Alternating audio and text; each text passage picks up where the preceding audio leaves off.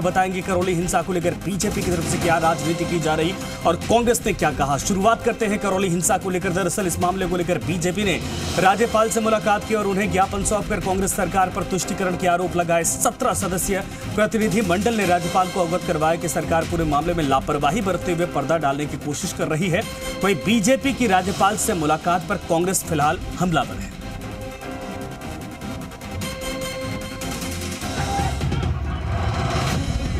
करौली हिंसा को लेकर बीजेपी कांग्रेस सरकार को घेरने में कोई कोर कसर छोड़ना नहीं चाहती। बीजेपी ने राज्यपाल से मिलकर उन्हें पूरे घटनाक्रम की जानकारी दी और सरकार पर पूरे केस में लापरवाही बरतने का इल्जाम लगाया। बीजेपी ने प्रेस कॉन्फ्रेंस कर राज्य सरकार पर निशाना भी साधा और कहा कि करौली की चर्चा पूरे देश में है, इससे राजस्थान शर्मसार हुआ है। करौली की घटना से कांग्रेस पार्टी का नकाब उतर गया है। उन्होंने पीएफआई को कोटा में रैली की परमिशन देने और विशेष समुदाय के आयोजनों पर रोक को तुष्टीकरण करार दिया। करौली में लोगों का पलायन हुआ है। देश के बहुत प्रख्यात अखबार ने 2 लोगों का बयान छापा, वो सही नहीं है और उनको मैं 2 दिन बाद मीडिया के सामने पेश करूंगा। 195 लोग ऐसे हैं जिन्होंने ढोली खार, जहां मुस्लिम बाहुल इलाका है, वो खाली कर दिया, पलायन कर गए।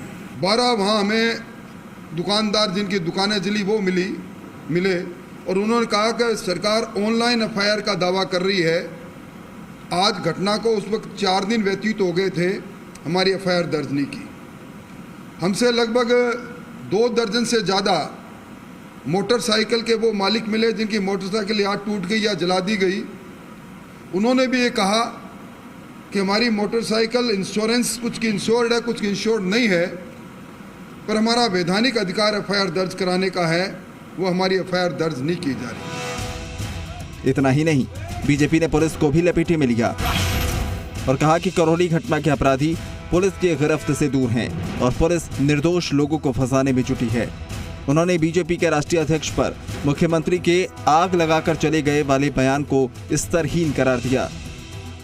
राजस्थान की कांग्रेस पार्टी की सरकार में मुख्यमंत्री अशोक गहलोत के संरक्षण में करौली की घटना से तुष्टीकरण का जो नकाब उजागर हुआ है कांग्रेस पार्टी का, ये अक्सर पहले भी होता रहा है, लेकिन इस पूरे घटनाक्रम ने कांग्रेस की नीति और नीयत को बिल्कुल नंगा करके जनता के सामने खड़ा कर दिया है। बीजेपी जिस तरह की राजनीति करना चाहती है उसमें इतना ही है, अखबार में उनकी खबर छप जाए, जितना माहौल बिगाड़ सकते हो बिगाड़े। बीजेपी किसी भी जनता से जुड़े हुए मुद्दे पर आगे आकर जवाब दे नहीं पा रही है। और मैं इतना कह सकता हूँ, चाहे करौली की घटना हो, चाहे राजस्थान में कहीं पे भी घटना हो, कांग्रेस पार्टी किसी भी कीमत पर किसी को नहीं छोड़ेगी, चाहे वो हिंदू हो, मुसलमान हो, सिख हो, ईसाई हो। जो दंगे फैलाएगा वो चाहे किसी भी पार्टी का वर्कर हो, चाहे कांग्रेस का वर्कर हो, चाहे बीजेपी का वर्कर हो, वो बच नहीं सकता। बीजेपी का प्रतिनिधिमंडल करौली का दौरा कर चुका है। उन्होंने इस बाबत 5 वीडियो आईजी को सौंपे थे। बीजेपी का आरोप है कि जिन 5 पीड़ितों से उन्होंने मुलाकात की और जिनकी दुकानें जला दी गई, 4 दिन बाद भी उनकी एफआईआर दर्ज नहीं की गई। बीजेपी का आरोप है कि आईजी ने कार्रवाई का आश्वासन दिया था, लेकिन मुख्यमंत्री के बयान के बाद मामला उलट गया। बीजेपी ने कहा कि रामनवमी पर बीजेपी ने सांप्रदायिक सद्भाव मजबूत करने की कोशिश की, लेकिन सरकार ने धारा 144 लगाकर धार्मिक आयोजन रोकने की कोशिश की।